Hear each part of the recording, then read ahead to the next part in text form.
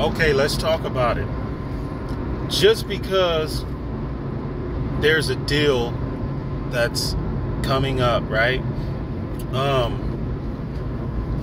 mean, they have to get a deal. It's not saying that they won't get a deal. We know there's going to be a deal.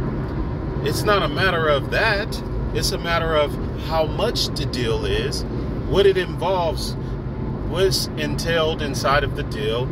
And just because there's a deal, that doesn't mean teams are still not going to leave. So let's say the deal may be for 7 members or 8 members. The other 2 or 3 is gone or are leaving. And yes, Washington State is going to be speaking from a deal's term, because they know that they're not going nowhere. There's no options for them. Okay, yes, you're going to hear people who are not leaving anywhere announce a deal or going to speak the language of there's a deal. They're going to say that because obviously they have no place to go but sign whatever deal there is. Now, the teams that have a place to go, the teams that have value, the teams that don't want to stay in the conference because the value has dwindled or decreased, they're going to another conference. You're not going to hear them say, oh, we have a deal. They have to have a deal. Like, the Pac-12 has to have a deal. There's no way that they cannot have one, right?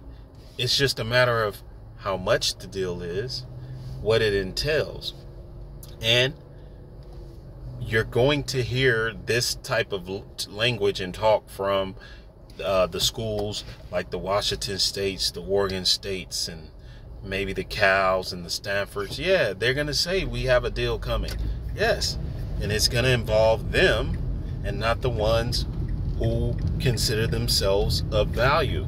The teams that has value in the Pac-12 is not going to stay and stick around for or accept these low ball numbers, which the conference have come to this value. See, that's the thing. It's not that it's just a low ball because, it's just a low ball. No, it's a low ball because that's the new value.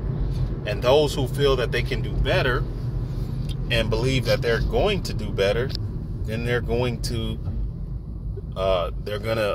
jump at what is the better value. And with that being said, okay, yes, there has to be a deal. And we're talking about maybe 7 or 8 members, a deal of 7 or 8 members. And then, what's the possibility of adding in the San Diego States and the SMUs to bring them up to 10 or maybe 12? They may have to grab more schools, which means an unequal share.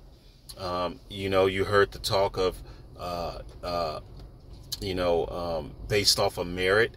So that provides a way for those schools who are not a non-Power 5, like the San Diego States, to come in, and they'll get rewarded based off of performance. But understanding the hard number for them is probably going to be the 10 million, maybe 15. And if they prove themselves, then they'll get more. That's kind of like why you heard that announcement. But then you also understand that there's schools that are just not going to sign that grant of rights because they know that they're not going to be there. And the commissioner is like, okay, we understand you guys are leaving, but those who are staying, this is the deal.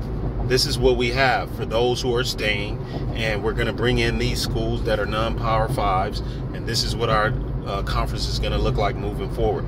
That's clearly what's going on.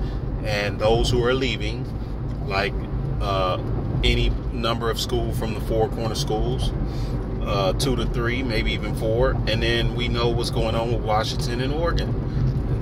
When Big Ten start calling. Okay? So this is like a quick fix.